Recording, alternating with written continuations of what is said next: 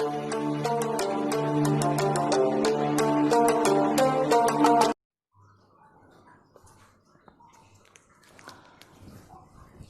students and everyone, welcome to my new YouTube channel Jaim Candela.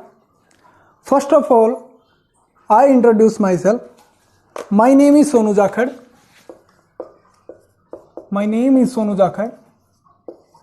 My qualification is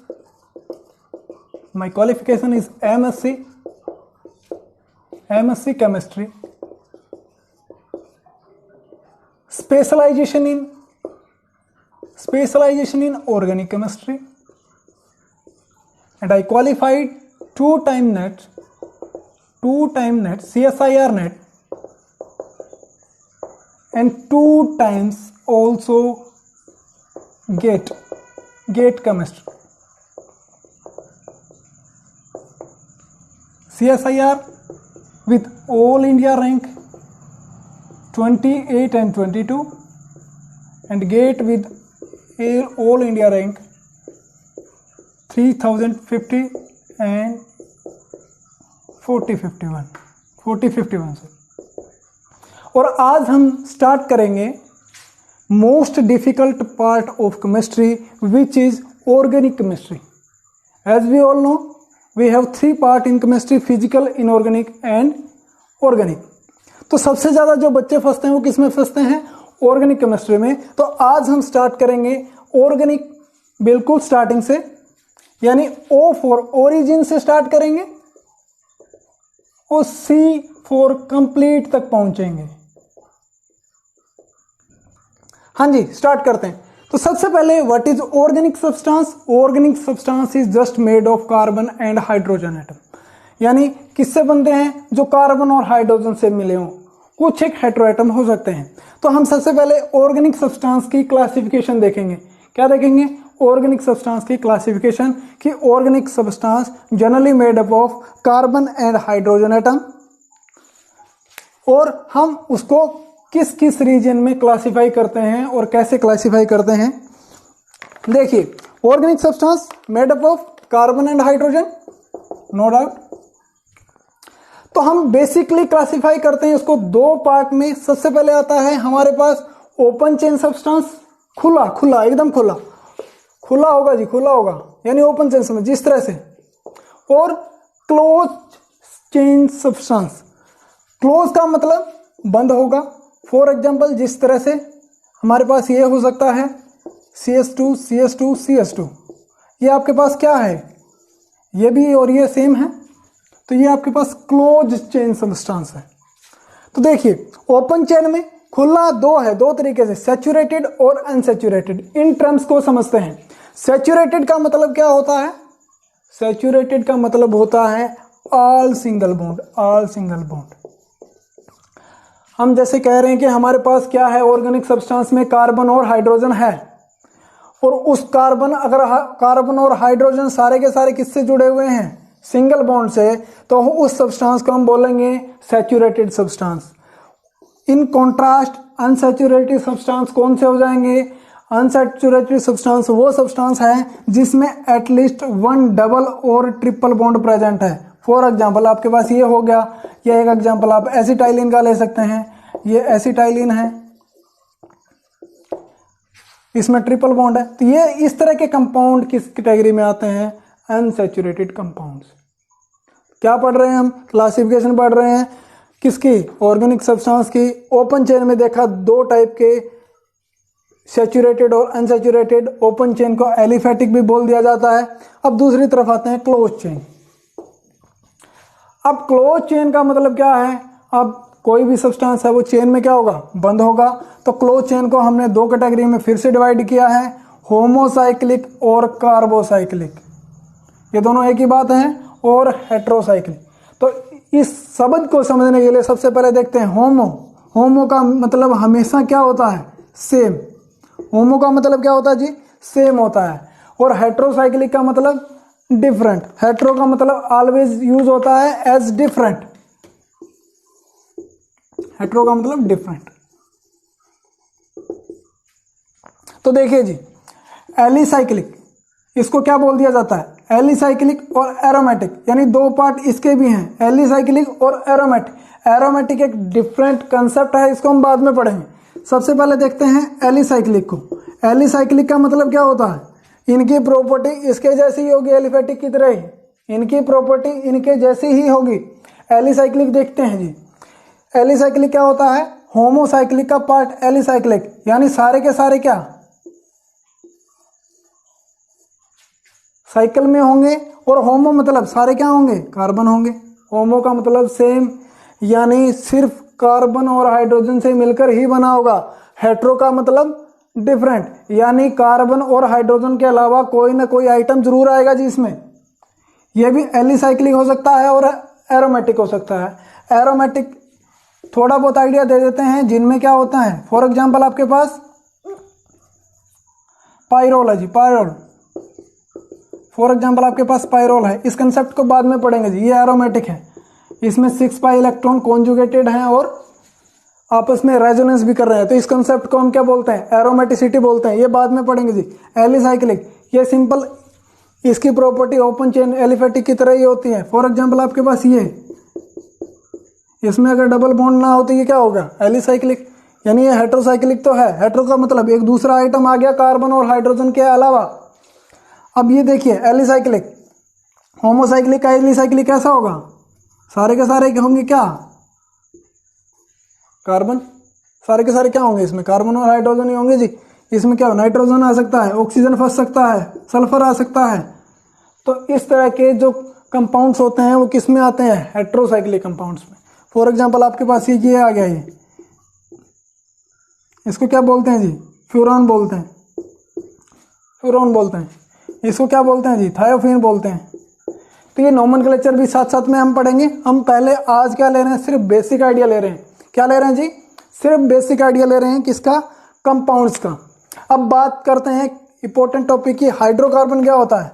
hydrocarbon नाम से ही पता चल रहा है, हाइड्रो मतलब हाइड्रोजन होगा जी, कार्बन का मतलब कार्बन होगा, यानी इन दोनों का मिक्सचर, इन दोनों का संबंधी क्या है, हाइड्रोकार्बन है। यानी इसमें सिर्फ क्या होता है, हाइड्रोजन और कार्बन ही होते हैं। तो एलिफेटिक हाइड्रोकार्बन हमने क्या पढ़ा है, एलिफेटिक हाइड्रोकार्बन कितने टाइप के हो सकते हैं, जनरली 3 टाइप के होते हैं। कौन से, एल्केन, एल्कीन और एल्काइन। हमने बात की कार्बन और हाइड्रोजन होते हैं जी ऑर्गेनिक कंपाउंड में। ऑर्गेनिक कंपाउंड कितने टाइप के एलिफेटिक होंगे, 3 टाइप के एलिफेटिक होंगे। कौन कौन से, एल्केन, एल्कीन और एल्काइन। किसके बेसिस पे बने हैं जी, बॉन्ड के बेसिस पे। किसके बेसिस पे, कि इसमें टाइप ऑफ बॉन्ड कौन सा है। सबसे पहले एल्केन में कौन सा बॉन्ड है, सारे के सारे सिंगल बॉन्ड होंगे जी। और इसका जनरल फॉर्मूला क्या होता है, जनरल फॉर्मूला मतलब CnH2n। इसका मतलब क्या है, n की जगह 1 रख के देखेंगे, n की जगह 1 रखते हैं, C1H2, n की जगह 1 रखा है जी, +2। हमारे पास क्या बना, 2 + 2 4, यानी C1H4, यानी CH4। कुछ भी ना लिखो तो मतलब 1 ही है जी। तो ये हमारे क्या है, ये जो कंपाउंड हमारे पास आया है ये क्या होगा, डेफिनेटली क्या है, एल्कीन है। तो ये क्या है, इसका जनरल फॉर्मूला। उसके बाद एल्केन है। उसके बाद एल्कीन। एल्कीन में क्या होगा, एटलीस्ट एक डबल बॉन्ड होता है, एटलीस्ट एक डबल बॉन्ड होता है। एल्काइन में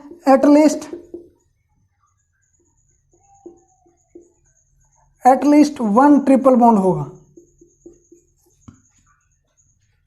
क्या पढ़ा जी, ऑर्गेनिक सब्सटेंस कार्बन और हाइड्रोजन से मिलकर बना है जो एलिफेटिक है, उसके हमने 3 पार्ट में डिवाइड किया है, एल्केन, एल्कीन और एल्काइन में। एल्केन में क्या होगा, सिर्फ एक सिंगल बॉन्ड प्रेजेंट होंगे through out the compound. For example आपके पास ये एल्केन का कंपाउंड है, सारे के सारे इसमें क्या है जी, सिंगल बॉन्ड है। फॉर एग्जांपल हमने क्या लिया, एल्कीन लिया। अगर एल्कीन है तो इसमें एटलीस्ट एक डबल बॉन्ड होगा। फॉर एग्जांपल आपके पास ये इथीन है, तो ये क्या है, एल्कीन है। तो देख लो जी, इसमें क्या है, इथीन में कितना है, 2 कार्बन और 4 हाइड्रोजन है। तो एल्कीन का जनरल फॉर्मूला आपके पास क्या है, CnH2n। देखो जी, 2 रख के देखो, इसमें C2H2 × 2 क्या, C2H4 क्या है, ये इथीन। ये लिखो, इसमें एक डबल बॉन्ड है। तो ये है हमारे पास एक जनरल फॉर्मूला। इसी तरीके से एल्काइन, तो देखिए सिंपल है जी, CnH2n plus 2, CnH2n, CnH2n minus 2। इसका मतलब जब एल्केन से एल्कीन और एल्कीन से एल्काइन जाते हैं तो फर्क कितना आता है, 2 हाइड्रोजन का आता है। और वो 2 हाइड्रोजन क्यों आता है हम देखते हैं जी, सिंपली देखते हैं जी। हमारे पास CH3 और CH3 ये एक एल्कीन है, सारे सिंगल बॉन्ड हैं। अब हम देखते हैं इस सिंगल को अगर डबल करते हैं तो कार्बन बॉन्ड कितना बनाता है, 4 ही बनाता है जी। इसकी कोवैलेंसी कितनी होती है, 4। तो क्या ये 3 हाइड्रोजन को जोड़ पाएगा, नहीं जी, क्योंकि 2 बना चुका है, 2 ही और बना पाएगा। तो यहां इसमें से और इसमें से अंतर कितना आया, 2 हाइड्रोजन का। और वो 2 हाइड्रोजन को क्या बोलते हैं, डेफिशिएंसी ऑफ 2 हाइड्रोजन। तो अगला पार्ट जो हम जाएंगे वो किस में जाएंगे, नोमेनक्लेचर पार्ट में। कोई किस में जाएंगे, नोमेनक्लेचर पार्ट में। तो नोमेनक्लेचर के लिए हमें बेसिक कार्बन का जो वर्ड रूट है वो पता होना चाहिए, जो हम यूज करते हैं जनरली।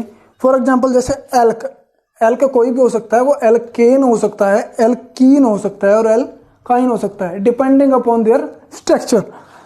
अब सबसे पहले देखते हैं कि कार्बन का जो वर्ड रूट है वो डिसाइड किया गया IUPAC द्वारा। वो उसमें क्या होता है, एक कार्बन के लिए मिथ यूज करते हैं हम, क्या यूज करते हैं, मिथ। 2 कार्बन के लिए इथ यूज करते हैं, 3 के लिए प्रोप, 4 के लिए ब्यूट, 5 के लिए पेंट, 6 के लिए हेक्स, 7 के लिए हेप्ट, 8 के लिए ऑक्ट और 9 के लिए नॉन और 10 के लिए डेक।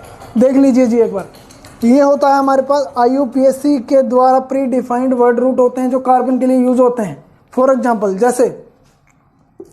जैसे हमने कोई कंपाउंड लिया CH3, कार्बन कितने इसमें, 2, सारे के सारे सिंगल बॉन्डेड हैं। तो 2 कार्बन के लिए जो वर्ड रूट होता है यूज क्या होता है, इथ। तो हम क्या लगाएंगे, इथ। सारे सिंगल बॉन्ड है तो इसके लिए जो सफिक्स लगता है वो क्या लगता है, एन लगता है। तो इसका नाम क्या हो जाएगा, इथेन। ये धीरे धीरे पढ़ेंगे जी हम, जैसे जैसे जाएंगे इसका नामकरण करेंगे तब। तो नामकरण करेंगे तब देखेंगे कि 3 टाइप के तरीके से हम नाम दे सकते हैं। कैसे हो सकते हैं, कॉमन नेम हो सकता है, डराइव्ड नेम हो सकता है और मोस्ट एक्सेप्टेड और मोस्ट इंपॉर्टेंट जो है वो IUPAC नेम हो सकता है। तो देखिए जी, ये हम जैसे जैसे आगे बढ़ेंगे इस सब्जेक्ट में तो ये सारी चीजें पढ़ेंगे। उसके बाद हम क्या पढ़ेंगे कि इस बॉन्ड को कौन कौन से फैक्टर अफेक्ट करते हैं, यानी जनरल ऑर्गेनिक केमिस्ट्री में घुस जाएंगे जी।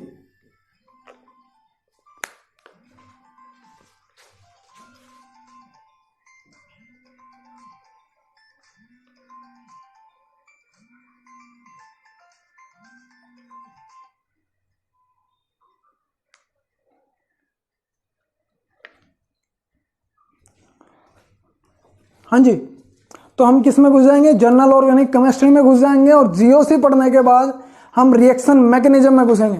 और रिएक्शन मैकेनिज्म थोड़ा थोड़ा आइडिया लेंगे और उसके बाद रिएक्शन का पार्ट आएगा जो कि हमारे 12th में आता है। उसके बाद इंपॉर्टेंट पार्ट क्या है कि ये चैनल और ये सब्जेक्ट किन किन के काम आएगा। डेफिनेटली काम आएगा किनके, जो बोर्ड एग्जाम CBSE हो, स्टेट बोर्ड हो, बोर्ड एग्जाम के लिए जो केमिस्ट्री का सब्जेक्ट पढ़ रहे हैं उनके काम आएगा। और क्या और किसके काम आएगा, जो STAT की तैयारी कर रहे हैं, CTET की तैयारी कर रहे हैं, तो उनके लिए भी काफ़ी बेनिफिशियल होगा ये, क्योंकि मैं इसको पूरा डिटेल में लेके चलूँगा। तो आप अगर इस सब्जेक्ट को डीपली पढ़ना चाहते हैं तो इस चैनल को सब्सक्राइब करें, लाइक करें, शेयर करें। Thank you very much.